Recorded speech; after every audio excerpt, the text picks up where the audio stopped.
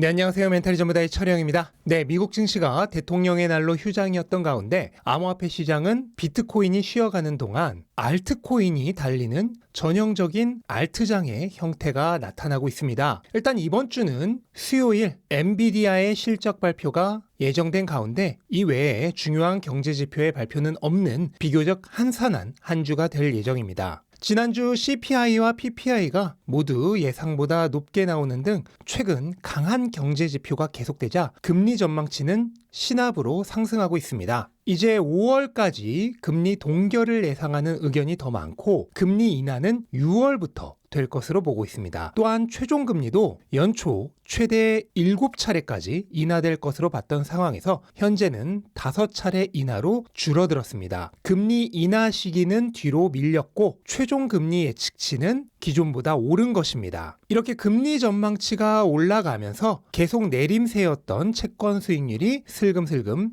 상승세로 전환되고 있는데 아직까지는 위험자산에 큰 위협을 줄 정도는 아니지만 만약 여기서 더 오르게 된다면 조금 문제가 될 수 있습니다. 채권 수익률은 시중금리를 대변하며 무엇보다 무위험 이자율이 오르는 것 자체가 위험 자산들에게는 부담으로 작용하기 때문이죠. 결국 금리 전망치와 경기 위험의 시속 게임이 얼마나 타협을 이루는지가 올해 시장의 분위기를 좌우할 가장 중요한 요소가 되겠습니다. 경기가 너무 위험해지면서 금리가 빠르게 내리는 것은 위험자산 시장에 도리어 악재가 될 수 있습니다. 반대로 경기가 너무 강해서 금리 전망치가 계속 올라버린다면 역시나 문제가 되겠죠. 어느 한쪽으로 무게추가 과하게 실리지 않고 적절하게 밸런스를 이루는 이른바 골디락스가 시장에는 가장 좋은 시나리오가 되겠습니다. 골드만삭스가 올해 S&P 500의 전망치를 얼마 전 4,700에서 5,100으로 올렸었는데 불과 2달도 되지 않아서 5,200으로 재차 상향했습니다. 이것은 경기 위험성에 대한 낙관적인 전망이 커지고 있는 가운데 현재까지의 흐름은 골디락스의 가능성이 점점 커지고 있는 것으로 점치고 있는 것이죠. 이런 상황에서 이번 주 발표될 엔비디아의 실적 발표는 주식시장 전체의 투심을 좌우할 아주 중요한 이벤트가 될 예정입니다. 엔비디아는 올해 들어서만 50%가 올랐고 시가총액에서도 구글과 아마존을 뛰어넘는 등 현재 미국 주식시장의 가장 중요한 대장주 중 하나입니다. 특히 현재 미국 주식시장을 이끄는 핵심 테마인 AI 섹터의 대장주이기 때문에 더욱더 중요도가 높다고 할 수 있겠습니다. 엔비디아의 이번 분기 예상되는 EPS는 4달러 63센트로 전년 동기에 88센트 대비 5배 이상 올랐을 것으로 예상되고 있습니다. 다만 현재 엔비디아의 주가가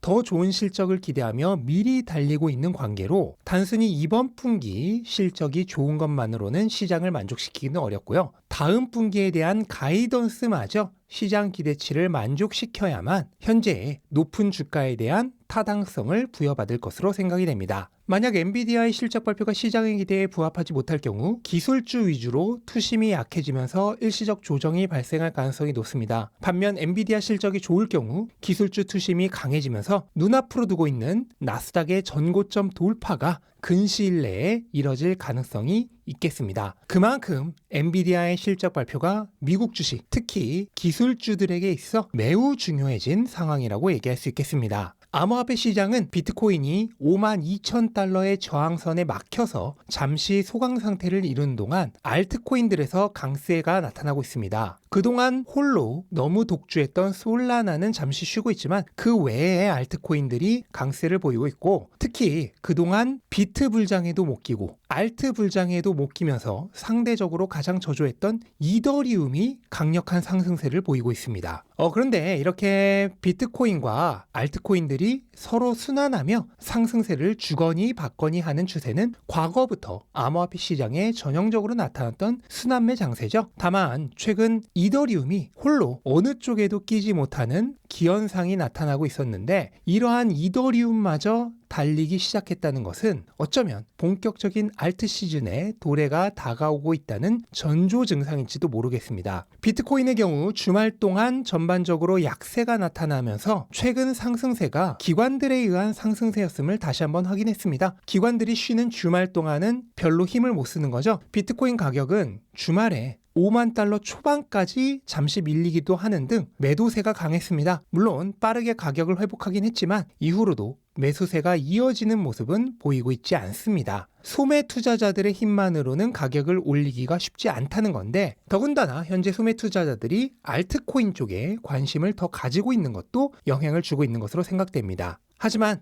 연휴가 끝나고 현물 ETF의 매수세가 재개되기 시작하면 분위기가 또 일변할 수 있습니다. 최근 비트코인 현물 ETF로 무려 16거래일 연속 자금 유입이 지속되고 있고, 최근 7거래일 사이에는 하루 평균 9,000개 비트코인 매수가 있었습니다. 하루에 생산되는 비트코인이 900개에 불과하니 정확히 그 10배에 달하는 수요가 현물 ETF에서 발생한 것입니다. 특히 금 ETF에서 빠져나온 수요가 비트코인으로 이전되고 있는 모습이 포착되고 있는 것이 하나의 특징인데요. 금 관련 ETF는 올해 들어 모든 ETF에서 하나도 예외 없이 자금 유출이 발생하고 있습니다. 반면 금 ETF에서 자금 유출이 지속되는 동안 비트코인 ETF로는 자금 유입이 날이 갈수록 늘어가고 있습니다. 이것은 비트코인 현물 ETF 출시 이후 금에서 비트코인 쪽으로 자금이 이동하고 있는 현상에 대한 증거가 될 수 있죠. 비트코인은 지난 10년 동안 3만 %가 넘는 엄청난 상승률을 보인 반면 금은 채 50%도 오르지 못했습니다. 이거는 실질 물가 상승률조차 따라잡지 못한 것이죠. 최근 기록으로 봐도 마찬가지입니다. 지난 비트코인 사이클의 상승장의 시작이었던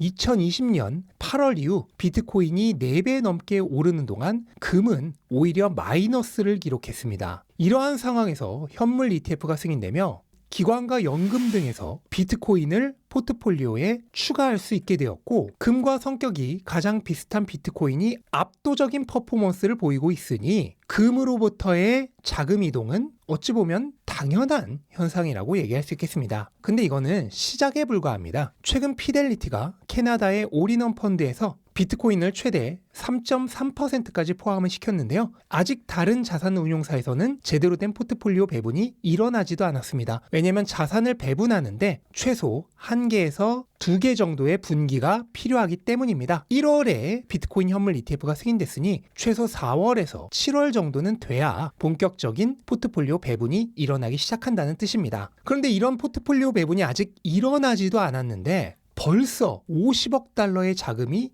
유입이 되었죠. 향후 많은 자산 운용사들이 비트코인을 포트폴리오의 일부로 편입시킬 것이고, 그렇게 되면 지금보다 훨씬 더 많은 자금이 비트코인으로 유입될 것입니다. 비트코인 2%에 현금 98%를 가진 포트폴리오가 S&P 500이나 금 또는 채권의 단일 포지션보다 변동성은 훨씬 적으면서 수익률은 압도적으로 높았습니다. 마찬가지로 비트코인 10%에 현금 90%를 가진 포트폴리오가 금, 채권, 주식시장을 모두 가진 전통적 포트폴리오보다 변동성은 오히려 낮으면서 수익률은 3배 이상 높았습니다. 이러한 실적을 바탕으로 비트코인을 추가하는 자산 운용사들이 갈수록 늘어갈 것은 불보듯 뻔한 상황이죠. 미국 자산 운용 시장의 총 자금은 30조 달러가 넘습니다. 이 중 1%만 들어와도 무려 3천억 달러죠. 그런데 비트코인 현물 ETF에는 현재 꼴랑 50억 달러만 들어와 있습니다. 겨우 50억 달러 들어온 것만으로도 가격이 30%가 넘게 올랐습니다. 그런데 그것의 60배인 3천억 달러가 들어오면 무슨 일이 일어날까요? 근데 진짜 심각한 문제는 거래소에 남아있는 비트코인이 점점 줄어가고 있다는 사실입니다. 현재 자유롭게 거래가 가능한 비트코인의 개수는 겨우 200만 개가 조금 넘는 수준입니다. 그런데 유입 가능 자금의 60분의 1 수준인 50억 달러 유입만으로도 벌써 10만 개의 비트코인이 사라졌습니다. 이에 따라 거래소에 있는 비트코인의 소멸은 점점 더 빠르게 진행되고 있습니다. 50억 달러에 10만 개가 사라졌으니 3천억 달러는커녕 1천억 달러만 들어온다 하더라도 거래 가능한 비트코인이 거의 다 동인하게 됩니다. 이러한 상황 속에서 이제 4월이면 공급량이 늘어나는 게 아니라 오히려 절반으로 줄어들게 됩니다. 이게 비트코인의 정말 무서운 점이죠. 이렇게 수요 충격이 예상되는데 공급이 늘어나는 게 아니라 오히려 절반으로 줄어버리는 것입니다. 아직은 거래소에 비트코인이 어느 정도 남아있기 때문에 사람들이 공급 부족이 얼마나 심각하게 일어나게 될지 눈치를 잘 못 못 채고 있습니다. 일종의 안전불감증이죠. 원래 인간은 닥치기 전까지는 심각성을 잘 느끼지 못합니다. 하지만 이 양이 점점 줄어들게 되면서 언젠가는 이것이 눈치 게임이라는 사실을 모두가 깨닫는 순간이 올 것입니다. 늦을수록 가져갈 수 있는 비트코인이 점점 사라집니다.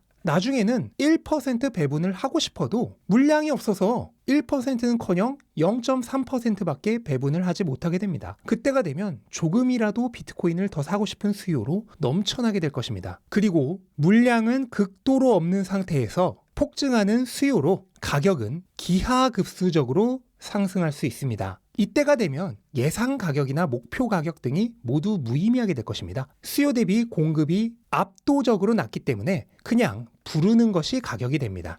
네, 이제 비트코인 반감기가 겨우 58일 앞으로 다가왔습니다. 2월이 짧은 걸 감안한다면 정말 딱 2달 남은 것입니다. 그리고 아직 슈퍼사이클은 시작조차 하지 않았죠? 여전히 탑승할 기회는 남아 있습니다. 하지만 그 시간이 점점 줄어들어가고 있습니다. 남아있는 마지막 기회를 놓치지 않으셨으면 좋겠습니다. 비트코인에 대해 더 공부해보고 싶은데 아직까진 선뜻 마음이 내키지 않는 분들은 제가 무료 특강을 준비했기 때문에 참가해보시기 바랍니다. 참가 방법은 아래 고정 댓글에서 확인해 주시면 감사하겠습니다. 네, 이것으로 오늘 영상 마치겠습니다. 영상 도움되셨다면 구독과 좋아요 부탁드리고 즐거운 하루 되시기 바랍니다. 감사합니다.